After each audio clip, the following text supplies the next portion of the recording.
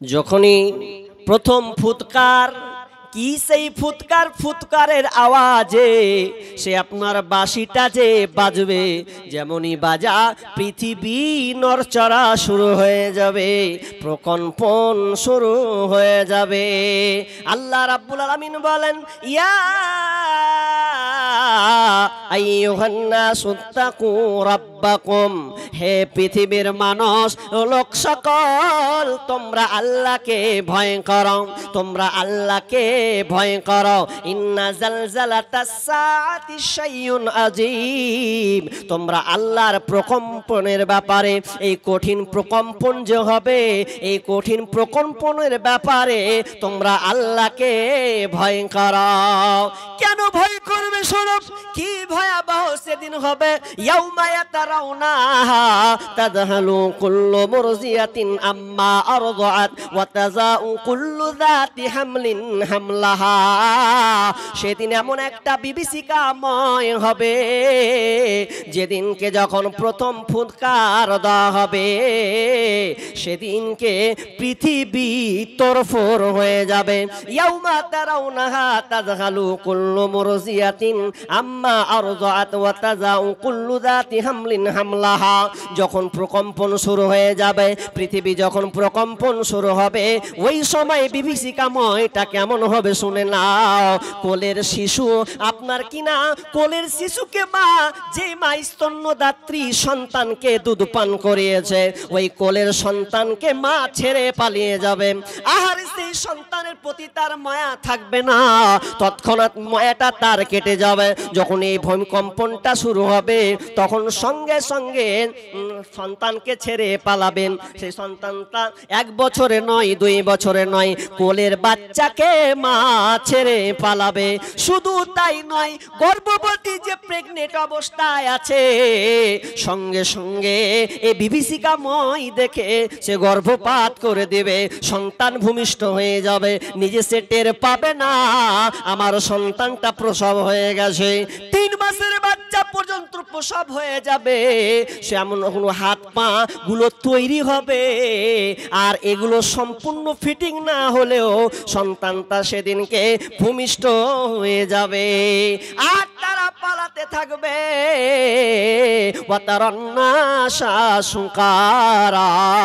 তারা মাতালের মতন ছুটাছুটি করবে, তাদেরকে দেখা হবে, তাদেরকে দেখে মনে হবে তারা মাতাল, তারা শরাব পান করেছে, তারা নেশাগ্রস্ত অবস্থায় আছে। ওয়ামাহুম বিসুকারা, না না, তারা শরাব পান করেনি, তারা মাতাল নয়, তারা নেশাগ্রস্ত অবস্থায় নয়, বরং তারা আল্লাহর ইন্না আযাবাল্লাহি শাদীদ, তারা আল্লাহর কঠিন আযাবকে দেখে দেওয়ানা পান হয়ে গেছে। আল্লাহর কঠিন আযাবকে দেখে তারা ছুটাছুটি নিজে বেতালের মতন হয়ে গেছে, কারণ কঠিন আযাব শুরু হয়ে গেল, তার মানে পৃথিবী ধ্বংস হতে শুরু হয়েছে। এবার কি হবে শুনে নাও। যখন ইসরাফিল আলাইহিস সালাম সুর ফুঁকবেন, এমন সময় হবে ইদাশ শামাউ ফাতারাত ওয়া ইদাল কাওয়াকিবু তাসারাত ওয়া ইদাল বিহারু ফুজ্জিরাত ওয়া ইদাল কুবুরু বুসিরাত আলিমাত নাফসুম মা কদ্দামাত ওয়া আখারাত ইদাশ শামাউ ফাতারাত, আসমান আপনার বিদীর্ণ হয়ে যাবে, আসমানটা আপনার ফেটে চৌচির হয়ে যাবে। ওয়া কাওয়াকিবু তাসারাত, তারকাগুলো বিক্ষিপ্ত হয়ে পড়বে। ওয়া ইদাল বিহার ফুজ্জিরাত, আপনার সমুদ্র নদী সমুদ্রগুলোতে বিস্ফোরণ ঘটানো হবে। এমন একটা সময় আসবে যে এই পৃথিবীগুলো আপনার কিনা সূর্যগুলো খসে, নক্ষত্রগুলো খসে খসে পড়বে, তাহলে আপনার কি অবস্থা হবে বলেন? সামান্য যদি আপনার এলাকাতে ঝড় হয়, বাড়ির টিনগুলোকে যদি উড়িয়ে নিয়ে যাওয়া হয়, তো আপনি অতবম্ব হয়ে যান, হায় আল্লাহ কি হলো, বাড়িগুলো একটাও টিন নাই। সামান্য একটা ভূমিকম্প হলে কারো বাড়ি ক্যাঁত হয়ে যায়, কারো বাড়ি ধসে চলে যায়, তো আপনি হাই উতাস করে ওঠেন, পৃথিবী ধ্বংস হবে মানে এই রকম বাড়ি চালা ভেঙে যাবার মতো নয়, সারা পৃথিবী তোড়ফোড় হয়ে যাবে। পৃথিবীটা ধ্বংস হবে। আপনাকে এবার কিছু বিজ্ঞানের কথা বলি।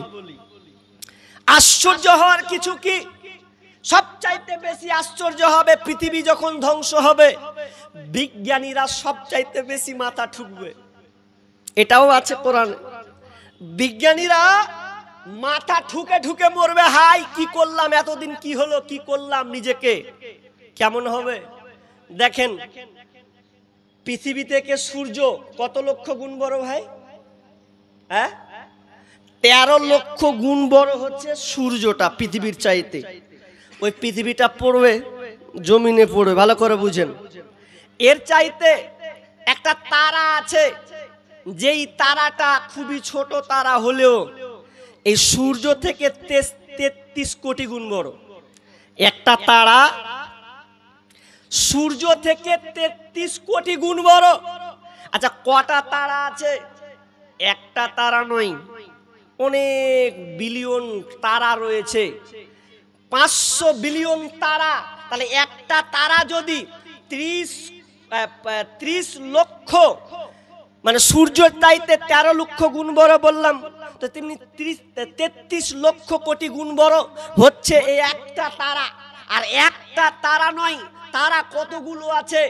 বিজ্ঞানীরা বলছেন যে গ্যালাক্সি, ব্ল্যাক হোল, যাকে গ্যালাক্সি বলা হয়, এই গ্যালাক্সির ভেতরে মিনিমাম 500 বিলিয়ন, একটা গ্যালাক্সির মধ্যে এতগুলো তারা গিলে নিবে। আর গ্যালাক্সি কতগুলো আছে? লক্ষ লক্ষ কোটি কোটি, শুধু খালি গ্যালাক্সি রয়েছে। আশ্চর্য হবেন, দুনিয়াতে একটা রকেট আছে, যানবাহন, যার নাম হচ্ছে অ্যাপোলো 11। এই যানবাহনটা, এই রকেটটা কত দ্রুত গতিতে চলে। এ যখন দুনিয়া থেকে যখন আসমানের দিকে ছাড়া হয়, এই গতিবেগ প্রায়, এই অ্যাপোলোটা যদি ওপরে একে ছুড়া হয়, প্রক্সিমা এক্সট্রাই বা অনেকগুলো তারা আছে, এই এক্সট্রাই মানে প্রক্সিমা এক্সট্রাই বলে একটা তারা আছে, এই তারাটা কাজ যেতে মিনিমাম অ্যাপোলো 11-এ যেতে সময় লাগবে কতদিন জানেন? আশ্চর্য হয়ে যাবেন। তাহলে পৃথিবীর অবস্থাটা কেমন হবে আপনাকে ওটা বলতে চাচ্ছি, যে এই যদি হালাত হয় কত বিকট হবে দুনিয়াটা, কি আশ্চর্য হয়ে যাবে। এই অ্যাপোলো 11 অ্যাপোলোটা আপনার যেতে সময় লাগবে, ওই আপনার 1 ঘন্টাও যেতে পারে 39,000 কিলোমিটার। 1 ঘন্টাতে 39,000 কিলোমিটারও চলে যেতে পারবে, এতটা তার গতিবেগ। অথচ ওই তারার কাছে পৌঁছাতে তাকে সময় লাগবে 1 লক্ষ, মিনিমাম এরকমই অনুমান করছেন বিজ্ঞানীরা, যে প্রেমাম 1,50,000 বছর, 1,50,000 বছর লাগবে যেতে। খালি কত দূরে আছে এবার হিসাব করেন। আসমানের স্যাটেলাইট ছাড়া আছে না, ওগুলো তো বাদ দেন, আল্লাহর সৃষ্টি। মানুষ তৈরি করেছে কি স্যাটেলাইট নাই? স্যাটেলাইটের কারণে তারা পৃথিবীর সব কিছু তারা বলতে পারছে, এমন একটা অবস্থা হবে। সে এই স্যাটেলাইট গুলো যখন খসে খসে পড়বে, মানুষের কি অবস্থা হবে। রাশিয়ান বিজ্ঞানীরা একটা আবিষ্কার করেছিলেন, একটা রকেট উপরে ছেড়ে দিয়েছিলেন, কিন্তু ওটা ভাঙবে, এই জন্য রাশিয়ান বিজ্ঞানীরা হতভম্ব হয়ে গেছেন যে ওটা তো ধ্বংস হচ্ছে, পড়বে মাটিতে, যদি পড়ে যেখানে পড়বে পুরো দেশ খতম হয়ে যাবে। তো কিভাবে ওই জিনিসটাকে অন্য জায়গায় ফেলা যায়, এই জন্য তারা পরিকল্পনা করলো যেন ওখানে না পড়ে, সেই যেন অন্য ফাঁকা মরু প্রান্তরে কিংবা সমুদ্রতে পড়ে, জমিনে যেন না পড়ে। কোনো ভালো জায়গায় যদি পড়ে একটাও টিকবে না, সব শেষ হয়ে যাবে। সামনে একটা রকেটের লেগে বিজ্ঞানীদের মাথা খারাপ। অথচ আল্লাহ সুবহানাহু ওয়া তাআলা যেই দিনকে ইসরাফিলকে অর্ডার করবেন, অনুফিকা ফিস সূরি ফাসাইকা মান ফিস সামাওয়াতি ওয়া মান ফিল আরদ, যেমনই ফুঁক দেওয়া হবে সঙ্গে সঙ্গে সবাই বেহুশ মারা যাবে, বেহুশ হয়ে যাবে। ইল্লা মান শাআল্লাহ, কেবল তারাই যাদেরকে আল্লাহ সাহায্য করবেন, কেবলমাত্র আল্লাহর সুবিধা সাহায্য পাবে তারা, বাকি সবাই বেহুশ হয়ে যাবে। সুম্মা নুফিকা ফীহি উখরা ফাইদা হুম কিয়ামুন ইয়ানজুরুন, আবার ইসরাফিলকে দ্বিতীয় ফুৎকার দেওয়ার নির্দেশ দেওয়া হবে, সেদিনকে সবাই চলতে শুরু করবে। প্রথম ফুৎকারে হলো আপনার যতগুলো আশা আকাঙ্ক্ষা বাসনা এগুলো কিছুই থাকবে না। পৃথিবীর যদি আপনাকে বলা হয় আপনি আয়াতগুলো পড়বেন, পৃথিবী যে ধ্বংস হবে। যারা কোরআন পড়তে পারেন আমি আপনাকে বলি, ইদাস শামাউ ফাতারাত, ইদাস শামাউ শাক্কাত, যে এই আয়াতগুলো যদি আপনি পড়েন তো আপনার চোখ দিয়ে ঝরঝর করে পানি ঝরবে। কি হবে? আল্লাহ সুবহানাহু ওয়া তাআলা বলছেন, বিসমিল্লাহির রহমানির রহিম, আল কারিআতু মাল কারিয়াহ ওয়া মা আদরাকা মাল কারিয়া। আল কারিয়া মহা দুর্ঘটনা, মহা বিপর্যয় হবে, মহা একটা সাউন্ড, মহা একটা আওয়াজ হবে। যে আওয়াজটা কেমন আওয়াজ?